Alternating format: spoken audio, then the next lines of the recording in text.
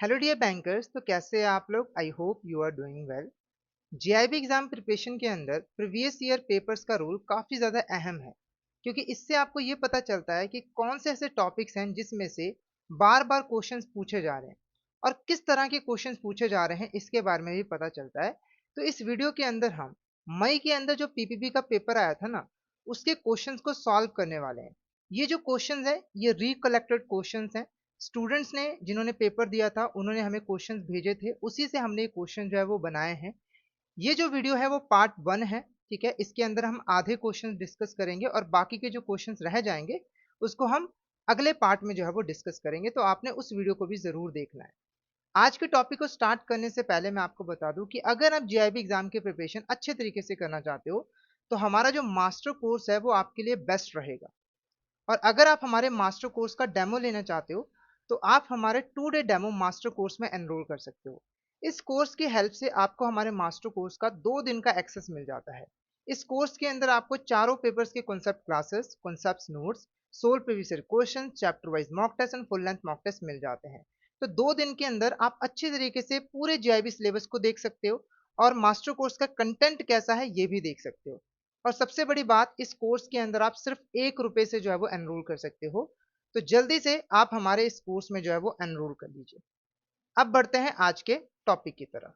ठीक है, तो आज का फर्स्ट क्वेश्चन देखो। जल्दी से इस क्वेश्चन को पढ़िए और इस क्वेश्चन का आंसर करने की कोशिश करिए। तो मैं आपको प्रॉपर टाइम दूंगा क्वेश्चंस को पढ़ने का और उसको सॉल्व करने का, उसके बाद मैं आपको यहाँ पर आंसर जो है वो बताऊंगा। ठीक है, तो जल्दी से इस क्वेश्चन को पढ़िए और इसका आंसर बता दीजिए क्या लग रहा है आपको।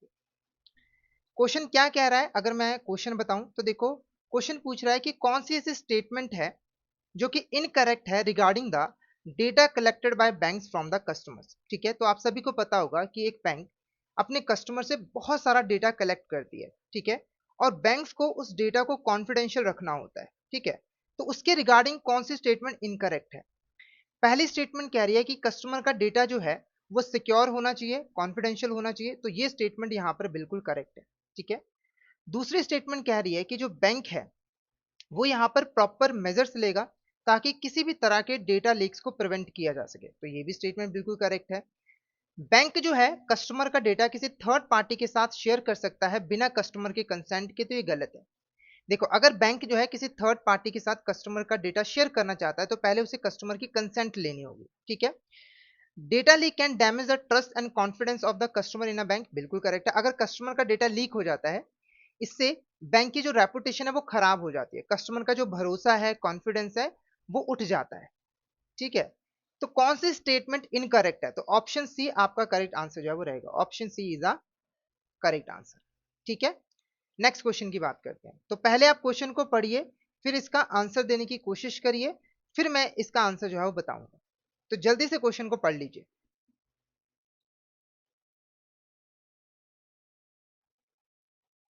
चलिए, अब क्वेश्चन मैं थोड़ा सा आपको समझा देता हूं क्वेश्चन क्या क्या रहा है। तो देखो, in the context of video based customer identification process under the KYC framework, banks are required to follow specific procedural safeguards such as live video interaction, geotagging, PAN verification, Aadhaar related compliance, secure storage of records.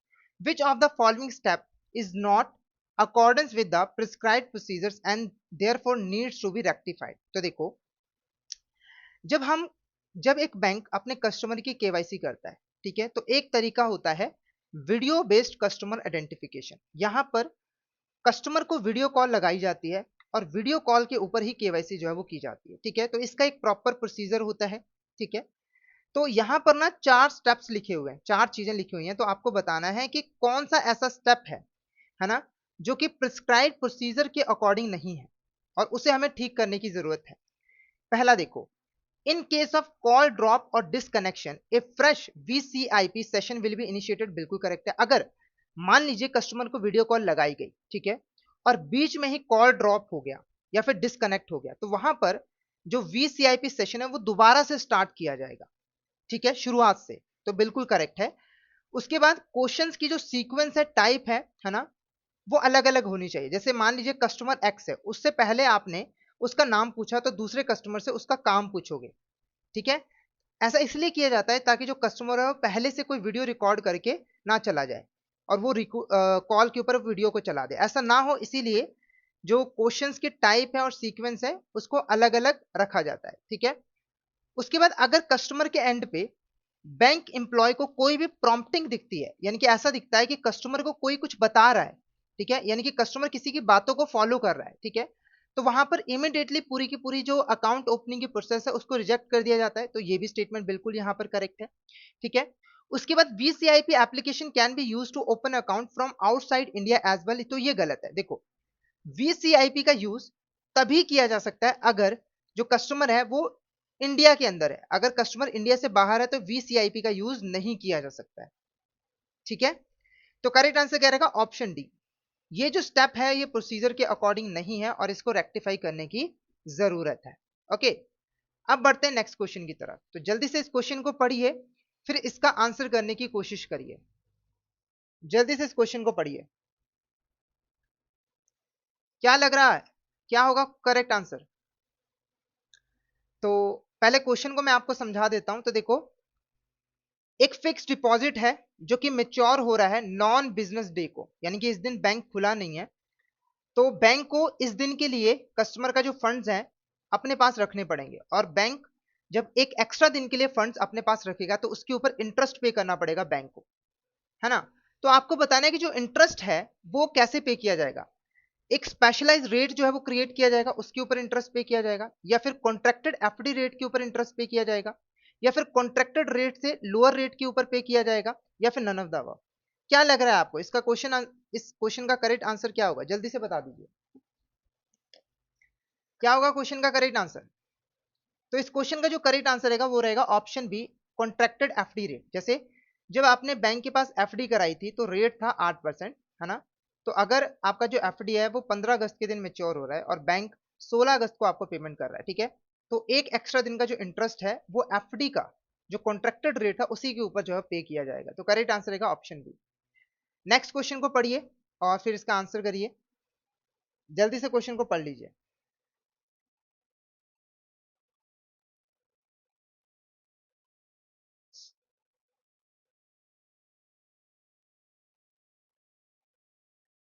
चलिए अब मैं question को explain करता हूं। तो देखो, एक bank है, उसके पास सेविंग बैंक अकाउंट ओपन करने के लिए डिफरेंट एप्लीकेशंस आई हैं, ठीक है। तो जो बैंकिंग और केवाईसी नॉर्म्स हैं उसके अकॉर्डिंग जो बैंकर है उसे यहाँ पर एप्लीकेशन को या तो एक्सेप्ट करना है या फिर रिजेक्ट करना है। अगर तो भाई जो एलिजिबिलिटी क्राइटेरिया है, डॉक्यूमेंटेशन है ना, रेगुलेटरी रिक्वायरमेंट्स हैं, वो फुलफिल नहीं होती है तो रिजेक्ट ही किया जाएगा। तो आपको बताना है कि इसमें से कौन सी ऐसी सेविंग बैंक अकाउंट की एप्लीकेशन है जिसको बैंकर रिजेक्ट कर देगा। पहला देखो, एक एप्लीकेशन रिसीव हुई है एक ऐसे कस्टमर से जो कि बेड रिडन है, बहुत ज्यादा बीमार है ना, बेड के ऊपर पड़ा हुआ है, ठीक है। या फिर एक एप्लीकेशन आई है ऐसे कस्टमर से, है ना, जो कि अपने माइनर सन का बैंक अकाउंट ओपन करवाना चाहता है, सेविंग अकाउंट। और एक एप्लीकेशन रिसीव हुई है ऐसे कस्टमर से जिनका जो क्रेडिट स्कोर है वो काफी ज्यादा लो है। तो आपको बताना है कौन सी एप्लीकेशन को बैंक यहाँ पर रिजेक्ट करेगा। क्या लग रहा है आपको, क्या होगा करेक्ट आंसर? तो इसका करेक्ट आंसर रहेगा option D, none of the above. क्यों, ऐसा क्यों है? देखो, अगर कोई कस्टमर बेड रिडन है, ठीक है, तो उसके लिए बैंक ने स्पेशल रूल्स बनाए हुए हैं, ठीक है। जैसे बैंक का एम्प्लॉय घर पे जाकर जो फॉर्मेलिटीज है उसको पूरा कर सकता है, ठीक है। उसके बाद एक कस्टमर जो है अपने माइनर सन का सेविंग अकाउंट ओपन करवा सकता है बिना किसी रुकावट के। और अगर किसी का लो क्रेडिट स्कोर है ना, तो इसका सेविंग अकाउंट से कुछ भी लेना देना नहीं होता है ना, क्योंकि क्रेडिट स्कोर कब देखा जाता है? जब यहाँ पर लोन लिया जाता है, ठीक है, ध्यान रखना है। तो ऑप्शन डी आपका करेक्ट आंसर जो है वो रहेगा। नेक्स्ट क्वेश्चन की बात करते हैं। As per regulatory framework applicable to payments bank, the maximum deposit balance that payments bank can accept from an individual customer at the end of the day is dash, and at least dash percent of physical access point including business correspondent are required to be located in rural areas। ठीक है, तो वैसे मैंने question को read करके बता दिया है, आप क्वेश्चन को समझिए फिर इसका आंसर कीजिए, ठीक है। तो क्वेश्चन बेसिकली क्या कह रहा है ये मैं आपको बता देता हूं। तो जो पेमेंट्स बैंक्स होती हैं, है ना, ये खास तरह की बैंक्स होती है जो कि अपने कस्टमर्स को पेमेंट्स वगैरह की सर्विसेज प्रोवाइड करती है, रेमिटेंस वगैरह की सर्विसेज प्रोवाइड करती है, ठीक है। तो पेमेंट्स बैंक्स के अंदर आप सेविंग अकाउंट ओपन करवा सकते हो, है ना, पर जैसे ही दिन खत्म होता है तो सेविंग अकाउंट के अंदर मैक्सिमम 2 लाख रुपए बैलेंस जो है वो हो सकता है, उससे ज्यादा नहीं हो सकता है। ठीक है, यहां पर आप इसको डिमांड डिपॉजिट भी कह सकते हो। ओके, और ये जो पेमेंट्स बैंक है ना, इसको अपने टोटल फिजिकल एक्सेस पॉइंट का 25%, जिसके अंदर बिजनेस कॉरेस्पॉन्डेंट भी आ जाते हैं, वो रूरल एरियाज के अंदर जो है वो ओपन करने होते हैं। तो करेक्ट आंसर क्या रहेगा? Option B is the correct answer. Option B is the correct answer. ठीक है, अब इस क्वेश्चन को पढ़िए और इसका फिर आंसर करने की कोशिश करिए। जल्दी से इस क्वेश्चन को पढ़िए, फिर इसका आंसर कीजिए।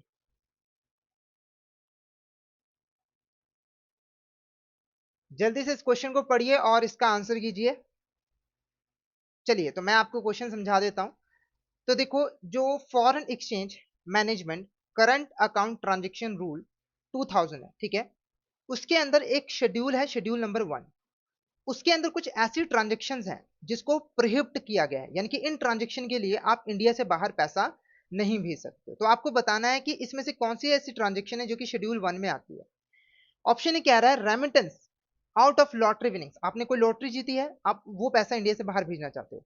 या फिर remittance of income from racing riding and any other hobby, आप रेसिंग करते हो, राइडिंग करते हो, या कोई और हॉबी है, उससे कोई पैसा मिला है वो भेजना चाहते हो इंडिया से बाहर। या फिर अगर आपने मान लीजिए कि कोई band, proscribed magazine, football shoes, similar item खरीदना है और उसके लिए आप पैसा जो है वो रेमिटेंस करना चाहते हो, ठीक है, तो वो यहाँ पर प्रोहिबिटेड है। तो क्या लग रहा है आपको, क्या होगा करेक्ट आंसर? तो इसका जो करेक्ट आंसर रहेगा वो रहेगा option D, all of the above is the correct answer. ये सारे ही प्रोहिबिटेड है, इनके लिए आप इंडिया से बाहर पैसा नहीं भेज सकते हो। ठीक है, उसके बाद नेक्स्ट क्वेश्चन को पढ़ो, फिर इसका आंसर करने की कोशिश करो। जल्दी से क्वेश्चन को पढ़िए और खुद से आंसर करने की कोशिश कीजिए कि भाई आप ये क्वेश्चन सॉल्व कर पा रहे हो या फिर नहीं कर पा रहे हो। तो मान के चलिए ये ये एक तरीके से आपका जेआईबी का एग्जाम है, ठीक है।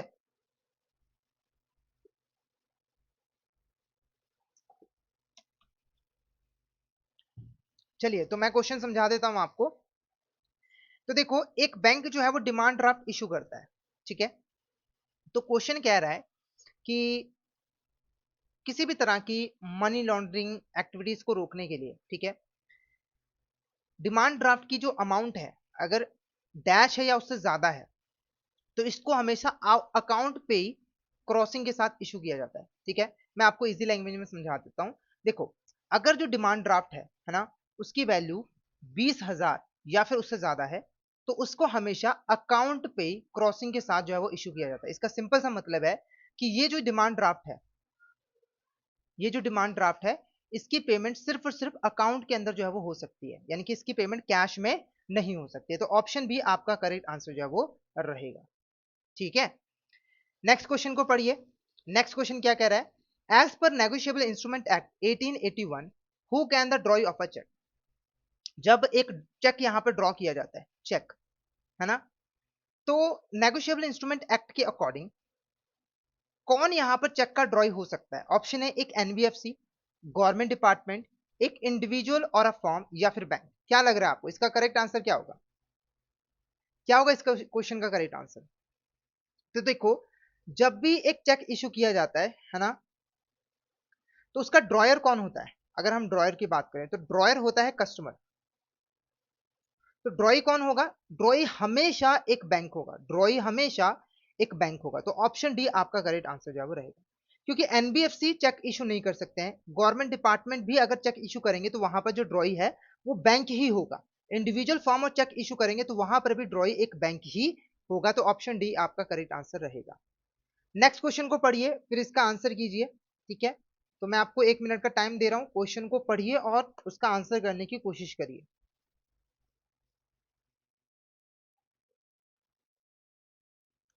तो मैं क्वेश्चन समझा देता हूं आपको। तो देखो, एक कैश मैनेजमेंट सर्विसेज होती है, ठीक है, ये सर्विसेज जो है बैंक कॉर्पोरेट्स को, जो कंपनीज होती है ना, उनको प्रोवाइड करते हैं, ठीक है।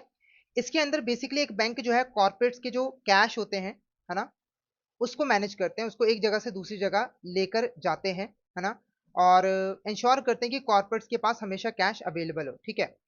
तो कॉर्पोरेट कस्टमर नॉर्मली कुछ फैक्टर्स को कंसीडर करते हैं बैंक को सिलेक्ट करते वक्त कि हमें इस बैंक से कैश मैनेजमेंट की सर्विसेज चाहिए। तो वो फैक्टर्स कौन से हैं? ऑप्शन ये कह रहा है ऑपरेशनल रिलायबिलिटी, कि जो बैंक है वो अपने ऑपरेशंस को कितने अच्छे तरीके से परफॉर्म कर पाता है, ठीक है, क्या बैंक रिलायबल है या फिर नहीं है। उसके बाद बैंक की कोऑर्डिनेशन एबिलिटी क्या है, क्या बैंक हमसे प्रॉपर तरीके से कोऑर्डिनेट कर पाएगा, और कैश मैनेजमेंट सर्विसेज की जो प्राइसिंग है वो क्या है, मतलब कॉस्ट कितनी यहाँ पर जो है वो आएगी। तो देखो इन सभी फैक्टर्स को कंसीडर किया जाता है, इन सभी फैक्टर्स को कंसीडर किया जाता है, तो ऑल ऑफ द अबव आपका करेक्ट आंसर जो है वो रहेगा। All of the above is a correct answer. ठीक है, नेक्स्ट क्वेश्चन की बात करते हैं। प्लेसमेंट लेयरिंग इंटीग्रेशन किसकी स्टेजेस हैं? ऑप्शन है क्रेडिट अप्रेजल की, ऑप्शन बी मनी लॉन्ड्रिंग की, ऑप्शन सी लोन डॉक्यूमेंटेशन की, या फिर प्रायोरिटी सेक्टर क्लासिफिकेशन की। जल्दी से इस क्वेश्चन का आंसर बताइए, इस क्वेश्चन का करेक्ट आंसर आपको क्या लग रहा है, क्या होगा इस क्वेश्चन का करेक्ट आंसर, जल्दी से बता दीजिए।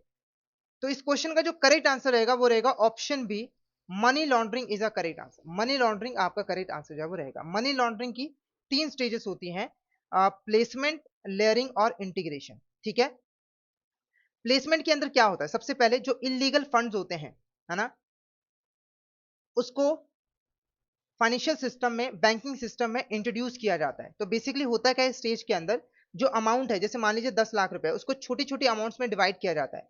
जैसे मान लीजिए 10-10 हजार रुपए में डिवाइड कर दिया 10 लाख रुपए को। फिर ये जो पैसे हैं इनको डिफरेंट बैंक अकाउंट्स में डिपॉजिट करवाया जाता है। ठीक है, तो ये होता है प्लेसमेंट, कि भाई जो पैसा है वो बैंकिंग सिस्टम में, फाइनेंशियल सिस्टम के अंदर पहुंच चुका है। उसके बाद की जाती है लेयरिंग। अब देखो ये जो पैसा है ना, इसको हम यहाँ पर जो क्रिमिनल है वो एक अकाउंट से दूसरे अकाउंट में ट्रांसफर करता रहता है, और ये काम वो बार बार करता है। जैसे मान लीजिए ये 10 हजार रुपए, इसको पहले अकाउंट 1 में डाला, फिर अकाउंट से 1 से अकाउंट 2 में, फिर अकाउंट 2 से अकाउंट 3 में, फिर अकाउंट 4 में, फिर अकाउंट 5 में। इससे क्या होता है कि इस फंड्स का जो ओरिजिनल सोर्स है वो छुप जाता है। क्योंकि देखो अगर एक बैंक सोर्स को वेरीफाई करना भी चाहे तो वो यहां से यहां वेरीफाई करेगा, तो बोलेगा ये तो अकाउंट से आया है, फिर यहां से यहां वेरीफाई करेगा, ये भी बोलेगा अकाउंट से आया है। ठीक है, तो इतना ज्यादा घुमाया जाता है पैसे को कि ओरिजिनल सोर्स गुम हो जाता है पैसे का। ठीक है, उसके बाद आता है इंटीग्रेशन। यहां पर क्या होता है, जितना भी पैसा होता है फिर उसको डिफरेंट अकाउंट्स के अंदर इकट्ठा किया जाता है। ठीक है, फिर उसको लग्जरी आइटम्स, एसेट्स में इन्वेस्ट कर दिया जाता है, और फिर उनको व्हाइट मनी में कन्वर्ट कर दिया जाता है। ठीक है, तो मनी लॉन्ड्रिंग में यही तो होता है कि जो इलीगल फंड्स हैं, है ना, उसके सोर्स को छुपा लिया जाता है, और फाइनली ऐसा दिखाया जाता है कि जो पैसा है वो लीगल सोर्सेस से कमाया गया है। ठीक है, तो ऑप्शन बी मनी लॉन्ड्रिंग आपका करेक्ट आंसर जो है वो रहेगा। अब नेक्स्ट क्वेश्चन को पढ़िए और इसका आंसर दीजिए। नेक्स्ट क्वेश्चन को पढ़िए और इसका आंसर दीजिए। इसका आंसर आपको क्या लग रहा है, क्या होगा इसका आंसर, जल्दी से बता दीजिए।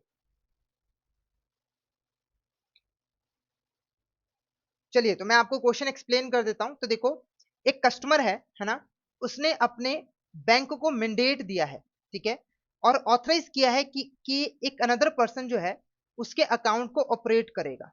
ठीक है, और स्पेसिफाइड बैंकिंग ट्रांजेक्शन जो है कस्टमर के बिहाफ पर परफॉर्म करेगा। जैसे मान लीजिए कि ए है ना, उसका सेविंग अकाउंट था एबीसी बैंक के अंदर, तो उसने एबीसी बैंक को मैंडेट दिया है कि भाई मैं ना शहर से बाहर जा रहा हूं 3 महीने के लिए, तब तक के लिए जो बी पर्सन है वो मेरे अकाउंट को ऑपरेट करेगा। ठीक है, तो अगर हम बात करें मैंडेट की, इसके अकॉर्डिंग कौन सी स्टेटमेंट यहां पर करेक्ट है? पहला देखो, जो मैंडेट है वो अनदर पर्सन को ऑथराइज करता है कि वो कस्टमर के बैंक अकाउंट को कस्टमर के बिहाफ पर ऑपरेट कर सकता है, ये स्टेटमेंट बिल्कुल करेक्ट है। मैंडेट जो है वो अकाउंट की जो ऑनरशिप है वो ऑथराइज पर्सन को ट्रांसफर नहीं करता है, तो ये भी यहां पर बिल्कुल करेक्ट है। ठीक है, जो ऑथराइज पर्सन है ना, वो अकाउंट को ऑपरेट कर सकता है पर मैंडेट के अकॉर्डिंग सिर्फ, यानी कि मैंडेट के अंदर पर्सन को जो अथॉरिटी दी गई है उस अथॉरिटी में रहकर ही वो अकाउंट को ऑपरेट कर सकता है। और मैंडेट जो है वो अकाउंट होल्डर के डेथ के बाद भी कंटिन्यू रहता है, तो ये गलत है। क्यों गलत है? क्योंकि देखो जैसे ही यहाँ पर अकाउंट होल्डर की डेथ हो जाती है या फिर अकाउंट होल्डर इंसेन हो जाता है, इंसॉल्वेंट हो जाता है, तो मैंडेट भी खत्म हो जाता है। तो पहली तीन स्टेटमेंट तो करेक्ट है, पर चौथी स्टेटमेंट जो है वो गलत है, तो ऑप्शन ए आपका करेक्ट आंसर जो है वो रहेगा। अब नेक्स्ट क्वेश्चन को पढ़िए और इसका आंसर दीजिए। नेक्स्ट क्वेश्चन को पढ़िए और इसका आंसर दीजिए। इसका आंसर क्या होगा? चलिए तो मैं आपको क्वेश्चन समझा देता हूं। तो एक कस्टमर है ना, वो बैंक ब्रांच में विजिट करता है और बैंक नोट जो है वो डिपॉजिट करवाता है काउंटर के ऊपर। ठीक है, एग्जामिनेशन के बाद बैंक स्टाफ को पता चलता है कि नोट जो है वो काउंटरफिट है। जो प्रिस्क्राइब्ड प्रोसीजर है फॉर हैंडलिंग काउंटरफिट नोट्स, उसके अकॉर्डिंग बैंक स्टाफ को इस सिचुएशन के अंदर क्या करना चाहिए? ऑप्शन ए कह रहा है कि कस्टमर को इमीडिएटली नोट वापस कर देने चाहिए, या फिर नोट को इम्पाउंड करना चाहिए, यानी कि उसके ऊपर स्टैंप लगानी चाहिए काउंटरफिट नोट की, और टेंडरर को एक एक्नॉलेजमेंट रिसिप्ट इशू करनी चाहिए। ठीक है, या फिर ऑप्शन सी, जो काउंटरफिट नोट है उसको जेन्युइन नोट के साथ एक्सचेंज कर देना चाहिए, है ना, या फिर एक सीनियर बैंक ऑफिशियल के साथ कंसल्ट करना चाहिए, है ना। फिर नोट जो है वो कस्टमर को वापस कर देना चाहिए अगर कस्टमर इंसिस्ट कर रहा है तो क्या लग रहा है आपको सही प्रोसीजर क्या होगा? जल्दी से इस क्वेश्चन का आंसर बताइए, क्या होगा इस क्वेश्चन का करेक्ट आंसर? तो इस क्वेश्चन का जो करेक्ट आंसर रहेगा वो रहेगा ऑप्शन बी। ठीक है, नोट को इंपाउंड करना चाहिए और टेंडरर को एक एक्नॉलेजमेंट रिसिप्ट जो है वो इशू करनी चाहिए। उसके बाद क्या होगा, जो ये काउंटरफिट नोट है इसको पुलिस डिपार्टमेंट में, है ना, सबमिट करवा दिया जाएगा। ठीक है, तो देखो अगर यहाँ पर चार चार या चार से कम नोट्स हैं तो कंसोलिडेटेड मंथली रिपोर्ट सबमिट करवाई जाती है पुलिस डिपार्टमेंट के पास। अगर 5 काउंटरफिट नोट्स हैं या उससे ज्यादा हैं तो उस केस में इमीडिएटली एफआईआर जो है वो फाइल की जाती है पुलिस डिपार्टमेंट के पास। ठीक है, नेक्स्ट क्वेश्चन की अगर हम यहाँ पर बात करें तो देखो under the consumer protection act, है ना, जो आपका स्टेट कमीशन होता है वो किस तरह की कंप्लेंट को हैंडल कर सकता है? देखो वैसे तो यहाँ पर जो डिस्ट्रिक्ट, स्टेट और नेशनल कमीशन है उसकी एक लिमिट है कि भाई गुड्स और सर्विसेज जो परचेज की गई है उसके बदले में कंसिडरेशन कितनी पे की गई है। तो देखो अगर आपने गुड्स और सर्विसेज परचेज किए हैं और जो कंसिडरेशन है वो 50 लाख से एक्सीड कर जाती है पर 2 करोड़ से एक्सीड नहीं कर सकती है, जैसे कि 1 करोड़ है आपका कंसिडरेशन, तो ऐसे केसेस को जो स्टेट कमीशन है वो देखती है, उसकी ज्यूरिडिक्शन आती है ऐसे केसेस के ऊपर, ऐसे कंप्लेंट्स के ऊपर। ठीक है, तो ऑप्शन बी आपका करेक्ट आंसर रहेगा। देखो 2 करोड़ से अगर ज्यादा है, 2 करोड़ से ज्यादा है तो उस केस में नेशनल कमीशन आ जाती है, और अगर 50 लाख से कम है तो उस केस में डिस्ट्रिक्ट कमीशन होती है। ठीक है, तो ऑप्शन बी करेक्ट आंसर रहेगा। नेक्स्ट क्वेश्चन को पढ़िए और इसका आंसर कीजिए। नेक्स्ट क्वेश्चन को ध्यान से पढ़िए और इसका आंसर कीजिए कि इसका आंसर आपको क्या लग रहा है। चलिए तो मैं आपको क्वेश्चन समझा देता हूं। तो देखो एक फिक्स डिपॉजिट अकाउंट है ना, जिसको 3 लोगों ने साथ में मिलकर ओपन करवाया है, ए, बी और सी ने। और जो ऑपरेटिंग इंस्ट्रक्शन है वो है एनी वन और सर्वाइवर। अगर बी की डेथ हो जाती है तो अकाउंट को कौन ऑपरेट कर सकता है? ओनली ए, ओनली सी, या फिर आइदर ए और सी, या फिर ए और सी मस्ट ऑपरेट इट ज्वाइंटली।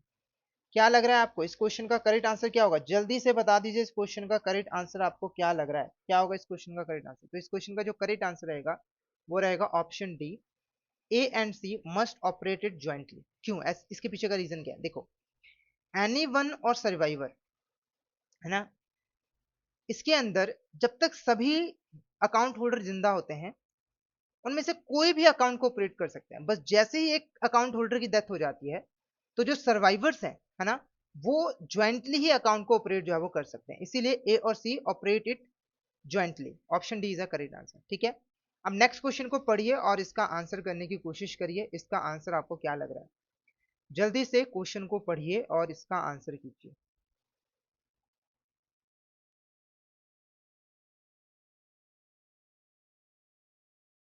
चलिए तो मैं आपको क्वेश्चन समझा देता हूँ। तो क्वेश्चन क्या कह रहा है, तो देखो बैंकिंग की जो डेफिनेशन है वो बैंकिंग रेगुलेशन एक्ट 1949 के सेक्शन 5B के अंदर दी हुई है। ठीक है, तो उस डेफिनेशन के अकॉर्डिंग इसमें से कौन सा एलिमेंट है बैंकिंग का? Banking requires acceptance of deposit from public, बिल्कुल करेक्ट है, ये इंपॉर्टेंट एलिमेंट है। Banking required deposit to be accepted for lending investment, ये भी एक इंपॉर्टेंट एलिमेंट है कि जो पैसा है वो लैंडिंग इन्वेस्टमेंट के लिए यूज किया जाएगा। Banking required deposit to repayable on demand otherwise, ये भी बिल्कुल करेक्ट है कि जो पैसा होगा पब्लिक का वो डिमांड के ऊपर या अदरवाइज रिपेबल होगा। Collecting tax on behalf of government as the main business, गलत है, ये बैंकिंग की डेफिनेशन के अंदर इंक्लूडेड नहीं है। तो पहली तीन ही इंक्लूडेड है, पहली तीन ही एलिमेंट है बैंकिंग की डेफिनेशन की। तो ऑप्शन बी आपका यहाँ पर करेक्ट आंसर रहेगा, ऑप्शन डी नहीं, ऑप्शन बी। ठीक है, चलिए अब नेक्स्ट क्वेश्चन को पढ़िए और इसका आंसर करने की कोशिश करिए। जल्दी से नेक्स्ट क्वेश्चन को पढ़िए और इसका आंसर करने की कोशिश करिए। तो क्वेश्चन क्या कह रहा है, तो देखो एक बैंक कस्टमर है ना, और एक थर्ड पार्टी है, उसके बीच में लीगल डिस्प्यूट हो गया है। मान लीजिए कि एक ए पर्सन है और इसका अकाउंट एबीसी बैंक के पास है, ठीक है, और एक बी पर्सन है ना, ये थर्ड पार्टी है। ए और बी के बीच में डिस्प्यूट हो गया है और लीगल केस जो है वो चल रहा है, लीगल केस जो है वो चल रहा है। ठीक है, तो ड्यूरिंग द प्रोसीडिंग्स जो कॉम्पिटेंट अथॉरिटी यानी कि जो कोर्ट है उसने बैंक को बोला कि कस्टमर की जो बैंकिंग इंफॉर्मेशन है वो हमें प्रोवाइड कीजिए ताकि हम केस का फैसला सुना पाए। ठीक है, बैंकर की ड्यूटी होती है कॉन्फिडेंशियलिटी की, कि उसे अपने कस्टमर का डेटा कॉन्फिडेंशियल रखना है। ठीक है, हालांकि एक्सेप्शन भी होती है, तो इस सिचुएशन के अंदर बैंक को क्या करना चाहिए? ऑप्शन ए कह रहा है कि बैंक को रिफ्यूज कर देना चाहिए, उसे इन्फॉर्मेशन नहीं प्रोवाइड करनी चाहिए किसी भी सर्कमस्टांसेस के अंदर, क्योंकि उसकी ड्यूटी है सीक्रेसी की।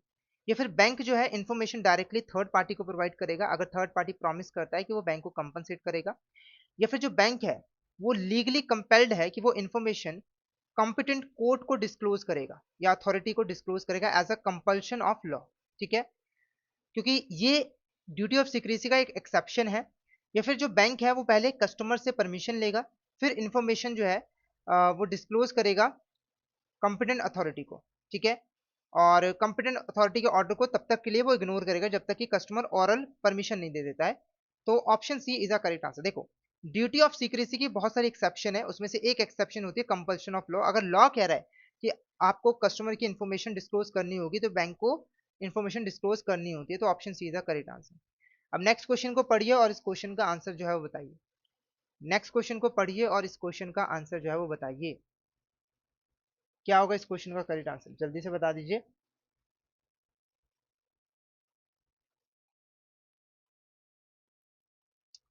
तो क्वेश्चन देखो क्या है, foreign currency denominated deposit with a fix maturity date are crystallised if they remain inoperative for a period of dash from the date of maturity. देखो, अगर फॉरेन करेंसी डिनोमिनेटेड डिपॉजिट्स हैं, ठीक है, और वो मेच्योर हो जाते हैं, है ना, और 3 सालों तक उसे क्लेम नहीं किया जाता, वो इनऑपरेटिव रहते हैं, तो उनको क्रिस्टलाइज कर लिया जाता है। क्रिस्टलाइज का मतलब है कि उनको इंडियन रुपीज में कन्वर्ट कर लिया जाता है और जो डिपॉजिट एजुकेशन अवेयरनेस फंड है उसके अंदर डिपॉजिट करवा दिया जाता है। तो ऑप्शन बी 3 इयर्स आपका करेक्ट आंसर रहेगा। ठीक है, अब नेक्स्ट क्वेश्चन को पढ़िए और इसका आंसर करने की कोशिश करिए। जल्दी से नेक्स्ट क्वेश्चन को पढ़िए और इसका आंसर करने की कोशिश करिए। तो क्वेश्चन क्या है, देखो, बैंक की एक मॉडल पॉलिसी होती है कस्टमर ग्रीवियंस रिड्रेसल के ऊपर, जिसके थ्रू वो कस्टमर की ग्रीवियंसेस को रिजॉल्व करते हैं, रिड्रेस करते हैं। ठीक है, पहली प्रिंसिपल कह रहा है customer should be treated Fairlie at all times, बिल्कुल करेक्ट है, ये तो एक इंपॉर्टेंट प्रिंसिपल है कि फेयर तरीके से सभी कस्टमर को ट्रीट करना है। Complaint should be handled only as per bank priority, ये गलत है। बैंक की प्रायोरिटी डिसाइड नहीं करेगी कंप्लेंट्स को कैसे हैंडल करना है, कस्टमर की रिक्वायरमेंट डिसाइड करेगी। ठीक है, बैंक अपनी प्रायोरिटी के अकॉर्डिंग कंप्लेंट्स को हैंडल नहीं कर सकता है। ठीक है, उसके बाद customer should be informed about the escalation process, बिल्कुल करेक्ट है। अगर बैंक कस्टमर की बात नहीं सुनती है तो कस्टमर कंप्लेंट को कहाँ पर एस्केलेट कर सकता है उसके बारे में बैंक को ही कस्टमर को बताना है।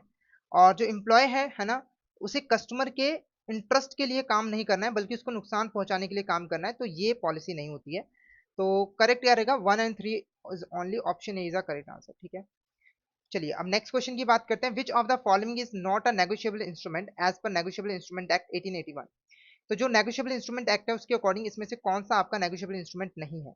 जल्दी से इस क्वेश्चन का आंसर बताइए। इस क्वेश्चन का करेक्ट आंसर आपको क्या लग रहा है? A cheque, a promissory note, a bill of exchange या फिर फिक्स डिपॉजिट रिसिप्ट? क्या होगा इस क्वेश्चन का करेक्ट आंसर, जल्दी से बता दीजिए। तो इस क्वेश्चन का जो करेक्ट आंसर रहेगा वो रहेगा फिक्स डिपॉजिट रिसिप्ट। ये एक नेगोशिएबल इंस्ट्रूमेंट नहीं है। बाकी cheque, promissory note, bill of exchange, ये यहाँ पर नेगोशिएबल इंस्ट्रूमेंट है। ठीक है, देखो, चेक का मतलब आपको पता है, प्रॉमिसरी नोट क्या होता है, इसके अंदर ना एक पर्सन दूसरे पर्सन को प्रॉमिस करता है कि मैं आपको एक फ्यूचर डेट के ऊपर या फिर आपके डिमांड करने पर एक स्पेसिफाइड अमाउंट जो है वो पे करूंगा। ठीक है, जैसे ए ने बी को प्रॉमिस किया कि मैं 3 महीनों के बाद आपको 10,000 रुपए पे करूंगा बिना किसी कंडीशन के, तो यहाँ पर जो प्रॉमिस करने के लिए डॉक्यूमेंट यूज किया गया है वो प्रॉमिसरी नोट है। ठीक है, उसके बाद है बिल ऑफ एक्सचेंज। देखो, बिल ऑफ एक्सचेंज के अंदर एक पर्सन दूसरे पर्सन को ऑर्डर देता है कि भाई आपने मुझे डिमांड करने पर या फिर एक फ्यूचर डेट के ऊपर एक स्पेसिफिक अमाउंट पे करने, जैसे ए ने बी को ऑर्डर दिया कि आपने मुझे 3 महीनों के बाद 10,000 रुपए पे करना है, तो ये आपका बिल ऑफ एक्सचेंज जो है वो कहलाएगा। ठीक है, चलिए नेक्स्ट क्वेश्चन की बात करते हैं। अगर एक डेटर है, उसने बैंक से बहुत सारे डेट्स जो है वो लिए हुए हैं, जैसे मान लीजिए कि एक पर्सन है ए, उसने एबीसी बैंक से 3 लोन लिए हुए हैं, लोन एक्स, लोन वाई और लोन जेड। ठीक है, लोन एक्स 10,000 रुपए का है, लोन वाई 10,000 रुपए का है, लोन जेड जो है वो 20,000 रुपए का है। ठीक है, अब मान लीजिए कि यहाँ पर जो ए है उसने एबीसी बैंक को 5,000 रुपये यहाँ पर दिए, पे किए, और बताया ही नहीं कि इस पैसे को किस लोन की रिपेमेंट के लिए यूज करना है। ठीक है, और बैंक भी यहाँ पर कोई स्पेसिफाई नहीं कर रहा है, तो वहां पर जो आपका एप्रोप्रिएशन का जो राइट है बैंक का, उसके अकॉर्डिंग पेमेंट कैसे अप्लाई होगी, कैसे यहाँ पर लोन को रिकवर किया जाएगा बैंक के द्वारा? ऑप्शन ए कह रहा है टाइम के अकॉर्डिंग, जो डेट पहले लिया गया था उसकी रिपेमेंट पहले होगी, बाद वाले की बाद में, या फिर क्वांटम के अकॉर्डिंग जो लार्जेस्ट डेट है उसे पहले रिकवर किया जाएगा, बाकियों को बाद में, या फिर प्रोपोर्शन के अकॉर्डिंग सभी डेट्स में डिस्ट्रीब्यूट होगा, या फिर नन ऑफ द अबव। ठीक है, तो देखो, अगर तो डेटर स्पेसिफाई कर देता, ए स्पेसिफाई कर देता कि ये 5,000 रुपए एक्स लोन की रिपेमेंट के लिए है, तो बैंक उसे एक्स लोन की रिपेमेंट के लिए यूज करता। अगर डेटर स्पेसिफाई नहीं करता तो बैंक यहाँ पर डिसाइड करता। ठीक है, अगर बैंक भी डिसाइड नहीं कर रहा है तो वहां पर टाइम के अकॉर्डिंग जो है वो सेटलमेंट की जाती है, यानी कि मान लीजिए ये डेट पहले लिया गया था, ये बाद में, और ये उसके बाद में, तो पहले इस डेट को रिकवर जो है वो किया जाएगा। ठीक है, तो ऑप्शन ए आपका करेक्ट आंसर जो है वो रहेगा, time what, that is the date first in time. ठीक है, नेक्स्ट क्वेश्चन को पढ़िए और इसका आंसर करने की कोशिश कीजिए। ठीक है, जल्दी से क्वेश्चन को पढ़िए और इसका आंसर करने की कोशिश कीजिए। इसका करेक्ट आंसर आपको क्या लग रहा है, जल्दी से क्वेश्चन को पढ़िए।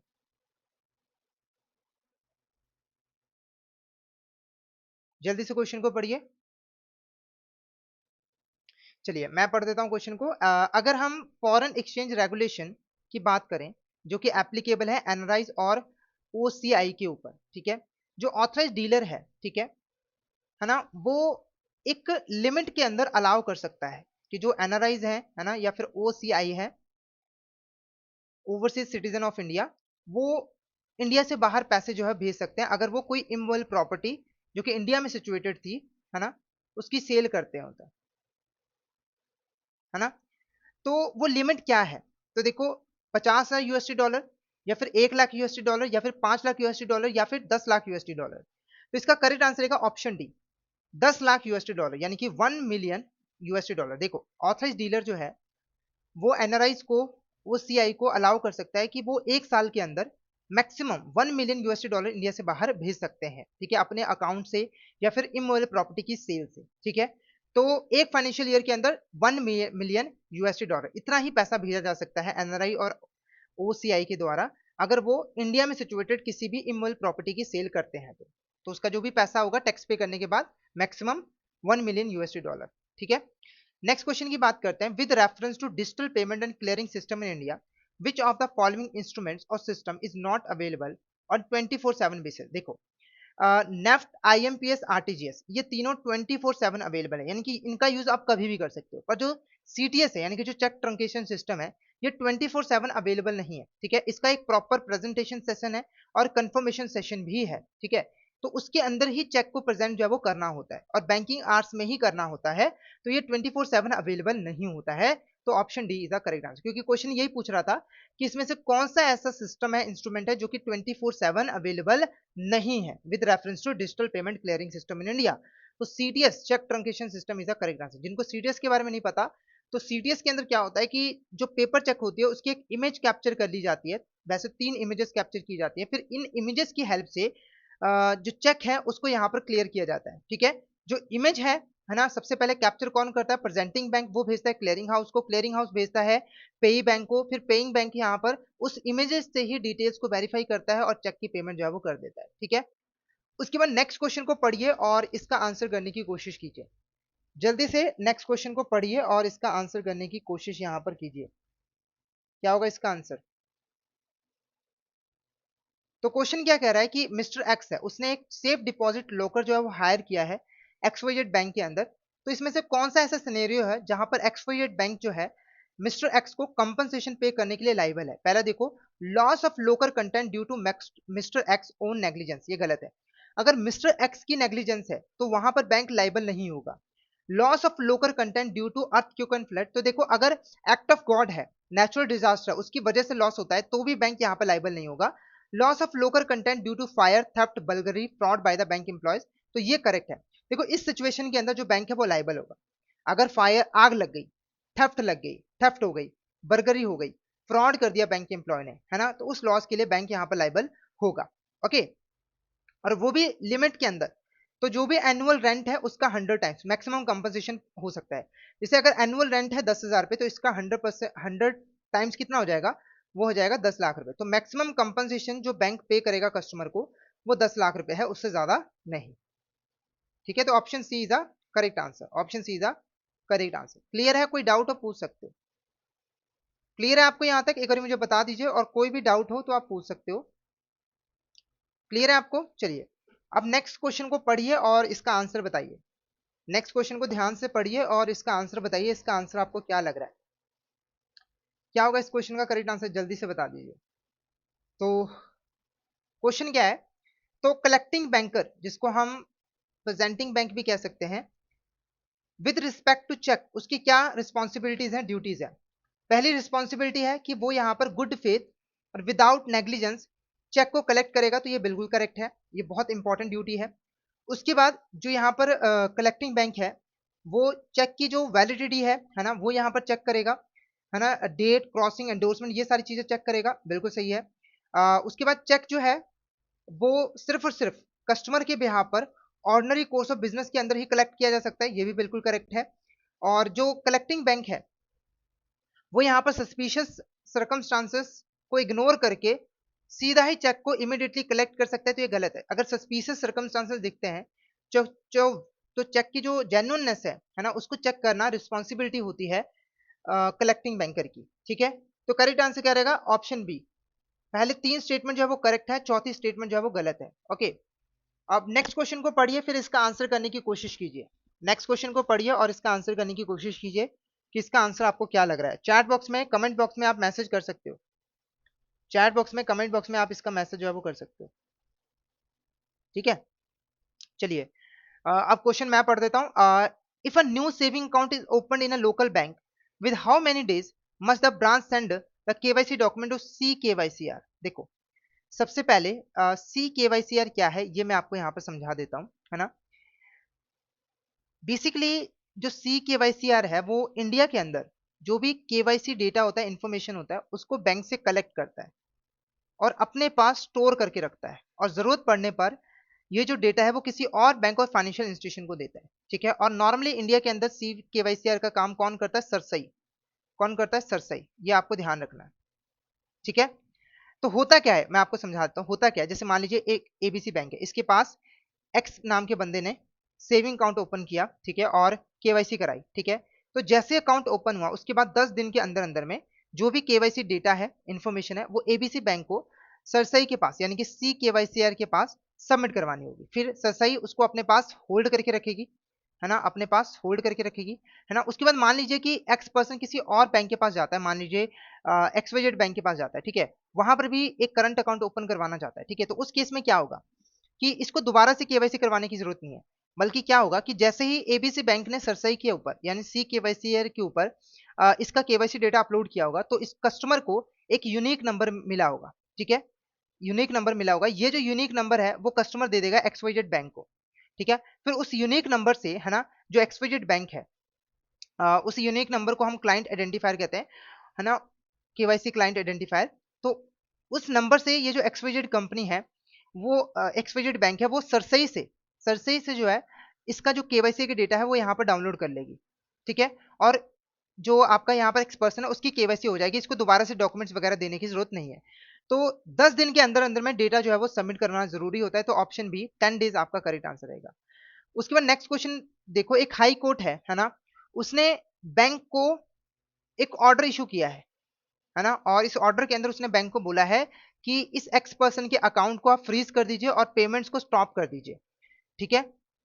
तो इस ऑर्डर को हम क्या कहेंगे, ऑप्शन है attachment order, garnishee order, mandate या फिर पावर ऑफ अटर्नी। जल्दी से इस क्वेश्चन का आंसर बताइए, इस क्वेश्चन का करेक्ट आंसर आपको क्या लग रहा है, क्या होगा इस क्वेश्चन का करेक्ट आंसर, जल्दी से बता दीजिए।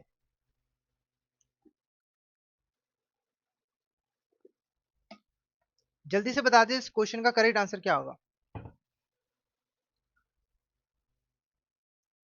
तो इस क्वेश्चन का जो करेक्ट आंसर रहेगा वो रहेगा गार्निशी ऑर्डर। जैसे मान लीजिए एक ए नाम का पर्सन है, उसने एबीसी बैंक के पास सेविंग अकाउंट ओपन करवाया हुआ है और बी पर्सन से 10 लाख रुपए का लोन लिया हुआ है। ये अपना लोन का पैसा वापस मांगने गया ए से, तो इसने लोन का पैसा वापस करने से मना कर दिया। तो बी को पता चला कि इसका सेविंग अकाउंट है और उसके अंदर 20 लाख रुपए डिपॉजिट है। तो ये पहुंचा कोर्ट के पास और कोर्ट को सारी कहानी सुनाई। कोर्ट ने एबीसी बैंक को एक ऑर्डर दिया कि इसके सेविंग अकाउंट को इमीडिएटली फ्रीज कर दो, ठीक है, और इसमें से 10 लाख रुपए निकाल कर बी को दे दे ताकि उसकी लोन की रिपेमेंट हो सके। तो कोर्ट ने ये जो ऑर्डर इशू किया है इसको हम गार्निशी ऑर्डर कहते हैं, और नॉर्मली दो स्टेजेस के अंदर गार्निशी ऑर्डर इशू किया जाता है, एक होता है ऑर्डर निसी, एक होता है ऑर्डर निसी और एक होता है ऑर्डर एब्सोल्यूट। एब्सोल्यूट, ठीक है। ऑर्डर निसी के अंदर जो बैंक है वो नहीं, जो कोर्ट है वो बैंक से पूछती है कि भाई बताओ कि अकाउंट को फ्रीज करने में और अकाउंट में पड़े फंड्स को क्रेडिटर को ट्रांसफर करने में आपको कोई दिक्कत है, तो बैंक को यहां पर जवाब देना होता है।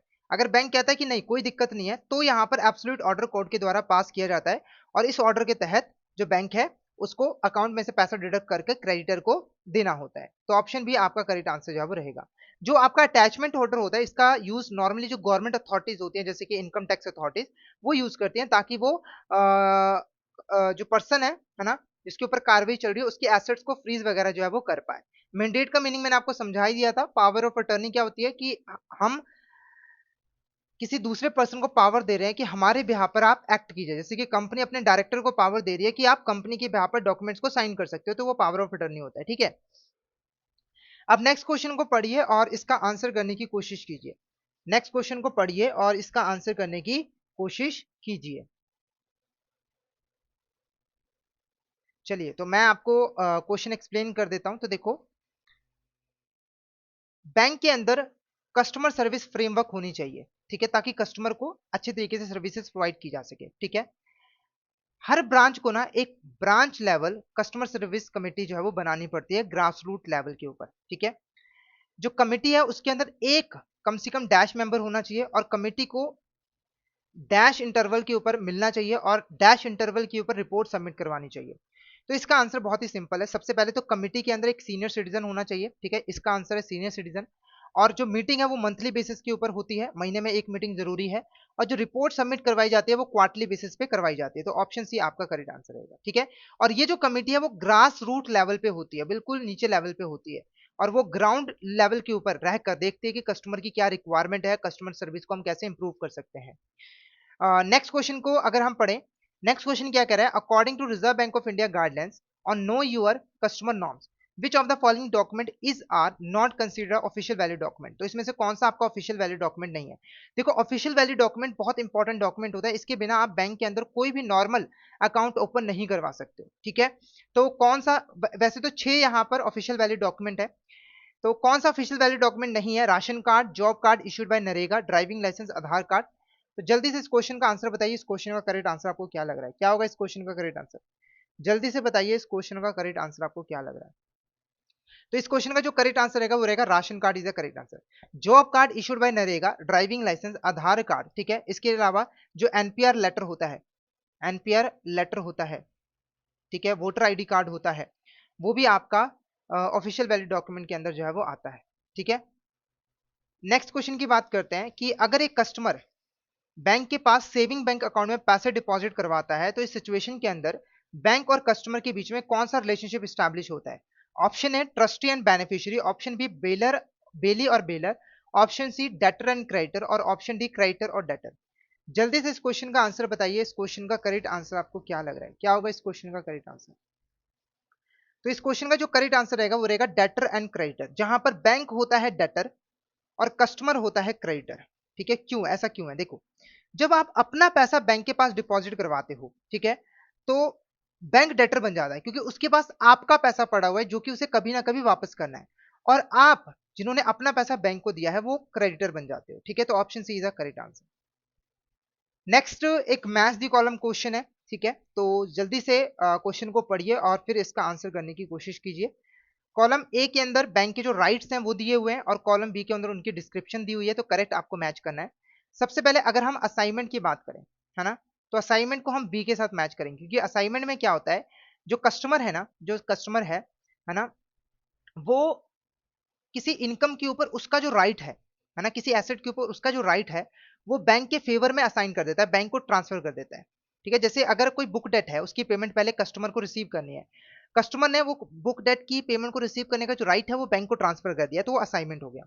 राइट टू सेटअप, इसको मैं मैच करूंगा सी के साथ। ठीक है, इस राइट के तहत जो बैंक है ना, वो अपने ही कस्टमर के डेबिट बैलेंस को रिकवर करने के लिए, है ना, कस्टमर के किसी अकाउंट में अगर क्रेडिट बैलेंस है ना, तो उससे डेबिट बैलेंस को एडजस्ट कर सकते हैं। जैसे मान लीजिए एक कस्टमर है ए, उसका करंट अकाउंट का डेबिट बैलेंस है 10,000 पे और सेविंग अकाउंट का क्रेडिट बैलेंस है 20,000 पे, तो बैंक के पास राइट है कि वो इसको और इसको आपस में एडजस्ट कर सकता है और ये जो 10,000 पे है वो इस सेविंग अकाउंट के फंड से रिकवर कर सकता है और 10,000 पे सेविंग अकाउंट से डिडक्ट करके सेविंग कार्ड में सिर्फ 10,000 रुपए छोड़ सकता है और ये जो डेबिट बैलेंस है उसको क्लियर कर सकता है। उसके बाद बात करते हैं प्लेज की। ठीक है, प्लेज को मैं मैच करूंगा ई के साथ, है ना। तो बैंक के पास राइट होता है कि वो गुड्स और सिक्योरिटीज को, बोरोवर की गुड्स और सिक्योरिटीज को तब तक अपने पास रिटेन करके रख सकता है जब तक कि जो बोरोवर है वो यहाँ पर डेट की रिपेमेंट नहीं कर देता है और अपने सारे ड्यूज क्लियर नहीं कर देता है। ठीक है, उसके बाद अगर हम लीन की बात करें, एक सेकंड, एक सेकंड, ओ सॉरी सॉरी, मैंने उल्टा कह दिया। ये लीन को हम ई के साथ मैच करेंगे। ठीक है, प्लेज का मतलब होता है कि हमने डेट लिया है और डेट के बदले में सिक्योरिटी ऑफर की है। ठीक है, और सिक्योरिटी का जो पोजीशन है वो भी आपने बैंक को दे दिया, यानी कि आपने डेट लेने के लिए गुड्स या सिक्योरिटी की बेलमेंट की है। ठीक है, एप्रोप्रिएशन, तो यहाँ पर देखो एप्रोप्रिएशन का जो राइट है वो मैंने आपको एक्सप्लेन कर दिया था क्वेश्चन के अंदर कि भाई अगर कस्टमर ने नहीं बताया है कि भाई पैसे को किस तरीके से यूज करना है तो बैंक एप्रोप्रिएशन का राइट यूज कर सकता है और अपने हिसाब से पैसे को यूटिलाइज कर सकता है। तो ऑप्शन ए आपका करेक्ट आंसर जो है वो रहेगा। ठीक है, नेक्स्ट क्वेश्चन की तरफ बढ़ते हैं। तो इस क्वेश्चन को पहले आप ध्यान से पढ़िए, फिर इसका आंसर करने की कोशिश कीजिए, फिर इसका आंसर करने की कोशिश कीजिए। तो क्वेश्चन क्या है, तो देखो which of the following statement regarding the contract of indemnity and contract of guarantee is are correct. ठीक है, तो पहले देखो contract of indemnity involves two parties, बिल्कुल सही है, एक इंडेमनिफायर होता है और एक इंडेमनिटी होल्डर होता है। Contract of guarantee involve three parties, है ना, creditor, principal, debtor and surety, बिल्कुल करेक्ट है। In a contract of guarantee liability of surety secondary arises when principal debtor default, बिल्कुल करेक्ट है। अगर प्रिंसिपल डेटर डिफॉल्ट करता है तो ही यहाँ पर श्योरिटी को पेमेंट करनी पड़ती है। अगर प्रिंसिपल डेटर ने पेमेंट कर दी है तो श्योरिटी को कोई पेमेंट करने की जरूरत नहीं होती है। In a contract of indemnity there must always three contracts among the parties, गलत है, क्योंकि कॉन्ट्रैक्ट ऑफ गारंटी के अंदर तीन एग्रीमेंट्स होते हैं और कॉन्ट्रैक्ट ऑफ इंडेमनिटी के अंदर सिर्फ एक ही एग्रीमेंट होता है। तो पहले तीन स्टेटमेंट जो है वो करेक्ट है, तो ऑप्शन बी आपका करेक्ट आंसर जो है वो रहेगा। ठीक है, नेक्स्ट क्वेश्चन की बात करते हैं। Which of the following person is eligible to get agriculture loan from the bank, तो इसमें से कौन से ऐसे पर्सन है जो कि बैंक से एग्रीकल्चर लोन ले सकते हैं। ऑप्शन है labourer engage in agriculture, a farmer having agriculture land, या फिर ए trader dealing in agriculture goods. तो देखो जो एग्रीकल्चर लोन है वो सिर्फ और सिर्फ फार्मर्स को मिलता है। ठीक है, अब चाहे वो फार्मर जो है अपनी जमीन के ऊपर खेती कर रहा है या फिर किसी और की जमीन के ऊपर खेती कर रहा है, और जब मैं फार्मर की बात कर रहा हूं तो उसके अंदर जो लेबर्स हैं जो एग्रीकल्चर सेक्टर में काम कर रहे हैं वो भी आ जाते हैं। ठीक है, तो labourer engage in agriculture, farmer having agriculture land, इन दोनों के ही एग्रीकल्चर लोन मिल सकता है, ट्रेडर को नहीं मिल सकता है। तो option B, option C is a correct answer. Next question को यहां पर ध्यान से पढ़िए और इसका आंसर करने की कोशिश कीजिए। नेक्स्ट क्वेश्चन को ध्यान से पढ़िए और इसका आंसर करने की कोशिश कीजिए। तो देखो जो बैंक है ना, उसको एटलीस्ट 5 MCLR रेट जो है वो यहां पर पब्लिश करने होते हैं। ठीक है, अब MCLR क्या है, यह है marginal cost of landing rate, marginal cost based landing rate. ठीक है, अगर मैं सही से इसका नाम फुल फुल नेम जो है वो बता पा रहा हूं आपको, marginal cost based landing rate. ठीक है, हाँ ठीक है, एक मिनट हम इसका जो है फुल फॉर्म चेक कर लेते हैं, थोड़ा सा यहाँ पर कंफ्यूजन है, एक मिनट हम इसका फुल फॉर्म चेक कर लेते हैं। ठीक है, MCLR की फुल फॉर्म क्या है।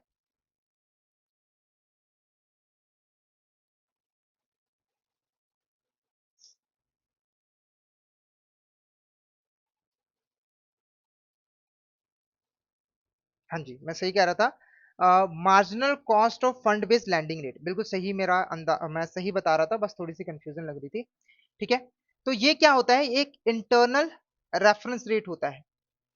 ठीक है, जिसकी हेल्प से जो बैंक है वो अपने लोन्स एंड एडवांसेस के ऊपर इंटरेस्ट रेट को डिटरमाइन करते हैं। ठीक है, तो बैंक को ना डिफरेंट मेच्योरिटीज के लोन के लिए 5 MCLR रेट जो है वो पब्लिश करने होते हैं मंथली बेसिस के ऊपर। ठीक है, तो इसमें से कौन सा यहाँ पर MCLR जो है वो स्टैंडर्ड मेच्योरिटी का नहीं है। 6 month MCLR, 3 month MCLR, 9 month MCLR और ओवरनाइट MCLR।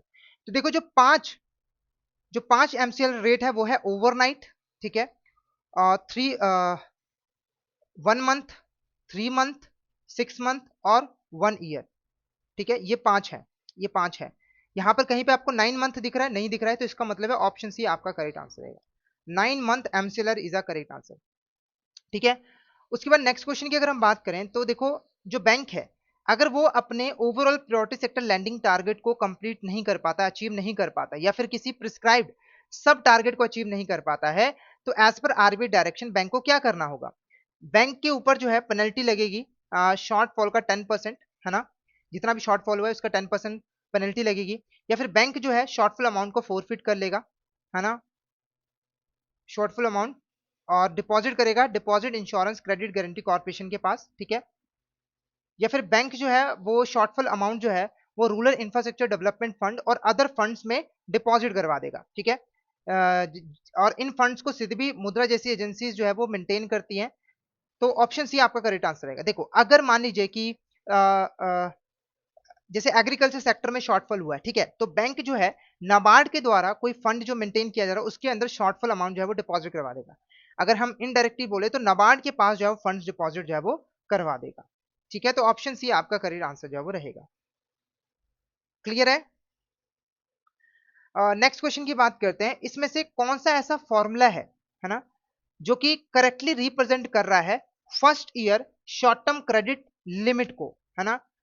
देखो जो आपका किसान क्रेडिट कार्ड स्कीम है उसके अंदर जो नॉन मार्जिनल फार्मर्स होते हैं, है ना, उनकी जो क्रेडिट कार्ड की जो लिमिट है ना, शॉर्ट टर्म क्रेडिट लिमिट, वो कैसे डिटरमाइन की जाती है। तो फर्स्ट ईयर की लिमिट को डिटरमाइन करने के लिए एक प्रॉपर फॉर्मूला है, ठीक है। वो फॉर्मूला क्या है मैं आपको सीधा ही बता देता हूं। Option B, scale of finance into area plus 10% post harvest and consumption need, 20% for farm asset maintenance plus insurance. जैसे मैं एग्जांपल समझाता हूं, जैसे मान लीजिए कि आप यहाँ पर राइस उगाते हो, ठीक है, और स्केल ऑफ फाइनेंस है 10,000 रुपए, यानी कि 1 हेक्टेयर पे अगर आप राइस उगाते हो तो 10,000 रुपए आपको मिलेंगे। तो मान लीजिए आप 3 हेक्टेयर के ऊपर राइस उगाते हो, ठीक है, तो आपको क्या करना है, स्केल ऑफ फाइनेंस 10,000 रुपए को हेक्टेयर ऑफ लैंड के साथ मल्टीप्लाई करना है।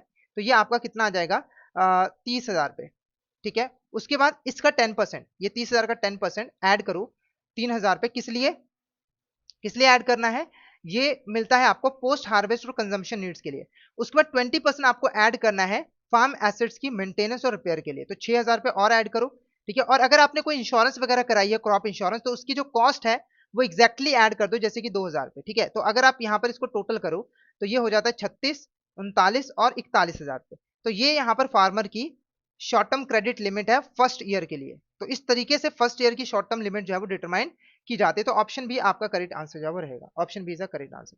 उसके बाद देखो under the self help group bank linkage programme, अगर मान लीजिए सेल्फ हेल्प ग्रुप के जो मेंबर्स हैं वो डैश है या फिर उससे कम है, तो उन्हें रजिस्ट्रेशन करवाने की जरूरत नहीं होती है टू अवेल बैंक लिंकेज, या फिर बैंकिंग सर्विसेज लेने के लिए उनको खुद को रजिस्टर करवाने की जरूरत नहीं होती है। पहले देखो कि सेल्फ हेल्प ग्रुप के जो मेंबर्स है वो अप टू 10 है, अप टू 15 है, अप टू 20 है, या फिर अप टू 25 है। जल्दी से इस क्वेश्चन का आंसर बताइए, इस क्वेश्चन का करेक्ट आंसर आपको क्या लग रहा है। तो इस क्वेश्चन का जो करेक्ट आंसर रहेगा वो रहेगा option C, up to 20 members is the correct answer. अगर सेल्फ हेल्प ग्रुप के अंदर जो मेंबर्स है वो अप टू 20 है तो उनको रजिस्ट्रेशन करवाने की जरूरत नहीं है, वो इनफॉर्मल एसोसिएशन बन के रह सकते हैं और बैंक लिंकेज प्रोग्राम में भी पार्टिसिपेट कर सकते हैं। नेक्स्ट क्वेश्चन की बात करते हैं कि अगर हिंदू अनडिवाइडेड फैमिली है उसके अंदर कर्ता की डेथ हो जाती है, ठीक है, तो कौन से स्टेटमेंट लीगल प्रोसीजर, हाँ, को डिस्क्राइब करिए जो कि फॉलो किया जाएगा एचयूएफ के बैंक अकाउंट के केस में। पहला देखो, HUF account must be closed immediately और balance must be distributed among all the surviving copartners, कि जो एचयूएफ का अकाउंट है इसको इमीडिएटली क्लोज कर दिया जाएगा और जो बैलेंस है वो बाकी के जो सर्वाइविंग को पार्टनर्स है उनको दे दिया जाएगा।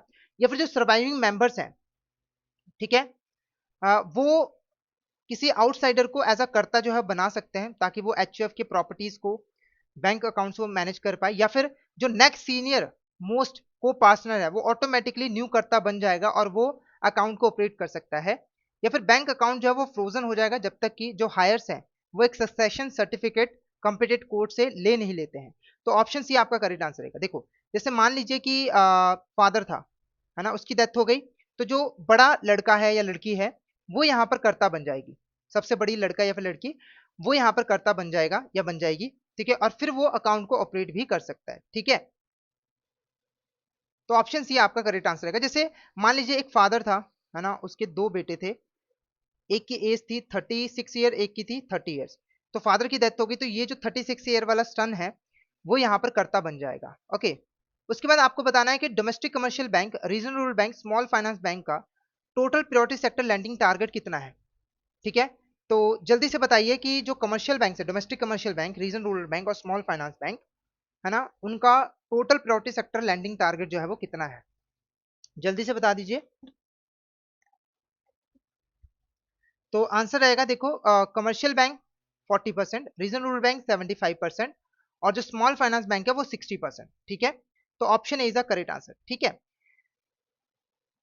नेक्स्ट क्वेश्चन की बात करते हैं। Under the insolvency bankruptcy code 2016, fast track corporate insolvency resolution process shall be completed within dash date from the insolvency commencement date। देखो, जो आपका fast track corporate insolvency resolution process है, ठीक है, ये यहां पर कंप्लीट हो जाना चाहिए 90 डेज के अंदर अंदर में। ठीक है, जो आपका fast track corporate insolvency resolution process है वो कंप्लीट हो जाना चाहिए 90 डेज के अंदर अंदर में। तो ऑप्शन भी आपका यहाँ पर करेक्ट आंसर जो है वो रहेगा। ठीक है, जो नॉर्मल प्रोसेस होती है वो यहाँ पर 180 डेज के अंदर में जो है वो कंप्लीट होती है। मतलब जब यहाँ पर एप्लीकेशन दी गई है ना, उसके बाद जो है 180 डेज का टाइम पीरियड मिलता है पूरी प्रोसेस को कंप्लीट करने के लिए। ठीक है, क्लियर है आपको यहाँ तक? एक बार मुझे बता दीजिए, और कोई डाउट हो तो पूछ सकते हो। कोई भी डाउट हो तो आप यहाँ पर बिंदास होकर पूछ सकते हो।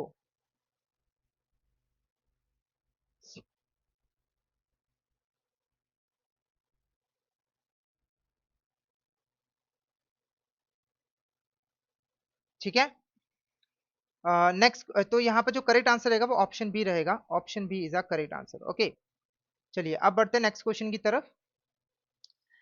As per provisions relating to CERSAI, records maintained in central registry are available for search by। देखो, सरसई के पास जो भी रिकॉर्ड्स हैं, है ना, उसको जर्नल पब्लिक जो है वो देख सकती है। जर्नल पब्लिक जो है वो देख सकती है आसानी से। तो सरसई के पास जो भी यहाँ पर रिकॉर्ड्स हैं उनको जर्नल पब्लिक देख सकती है रिसर्च पर्पजेस के लिए। ठीक है, सिर्फ बैंक्स और फाइनेंशियल इंस्टीट्यूशन नहीं, ओनली गवर्नमेंट अथॉरिटीज नहीं, ओनली इंसॉल्वेंसी प्रोफेशनल्स नहीं, जर्नल पब्लिक जो है वो देख सकती है। तो ऑप्शन डी आपका करेक्ट आंसर जो है वो रहेगा। ठीक है, तो यहाँ पर आज का जो हमारा टॉपिक था वो यहाँ पर कंप्लीट होता है। आई होप आज का टॉपिक आपको अच्छे तरीके से क्लियर हो गया हो। अब मैं आपको बता दूं कि हमारे जो जेआईबी कोर्सेज हैं, है ना, उसके ऊपर फ्लैट 80% ऑफ आपको मिल रहा है, क्योंकि हमारी वेबसाइट के ऊपर स्वतंत्रता दिवस के मौके पर सेल चल रही है। ठीक है, तो ये ऑफर को अवेल करने के लिए आपको फ्रीडम 80 कोड जो है वो यूज करना है। और ये जो ऑफर है वो सिर्फ 30th 13th अगस्त से लेकर 15 अगस्त तक ही यहाँ पे जो है वो वैलिड है। ठीक है, तो अगर आप हमारे कोर्सेज में एनरोल करना चाहते हो तो आपको हमारी वेबसाइट के ऊपर जाना है।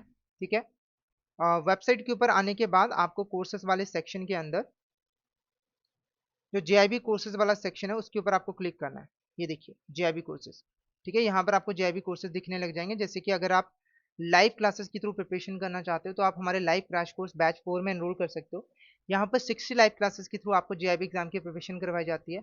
लाइव क्लासेस के साथ आपको concept notes, solved previous question, chapter wise mock test and full length mock test भी मिल जाते हैं। ठीक है, अगर आप डिटेल्ड में बिल्कुल बेसिक से प्रिपरेशन करना चाहते हो तो आप मास्टर कोर्स में एनरोल कर सकते हो। कंप्लीट मास्टर कोर्स में यहाँ पर आपको चारों पेपर्स की concept classes, live classes, concept notes, solve previous question, chapter wise mock test and full length mock test मिल जाते हैं। ठीक है, अगर आप इंडिविजुअल सब्जेक्ट की प्रिपरेशन करना चाहते हो जैसे कि आईएफएस और पीपीबी, तो आप इंडिविजुअल सब्जेक्ट के मास्टर कोर्स में एनरोल कर सकते हो। जैसे कि आईएफएस के मास्टर कोर्स के अंदर आपको आईएफएस की concept classes, live classes, concept notes, solve previous question, chapter wise mock test and full length mock test मिल जाते हैं। ऐसे ही आपको पीपीबी का मास्टर कोर्स मिल जाता है, एएफएम का मास्टर कोर्स मिल जाता है, और एडमिन का मास्टर कोर्स भी मिल जाता है। ठीक है, अगर आप हमारे मास्टर कोर्स का डेमो लेना चाहते हो तो आप हमारे 2 डे डेमो मास्टर कोर्स में एनरोल कर सकते हो।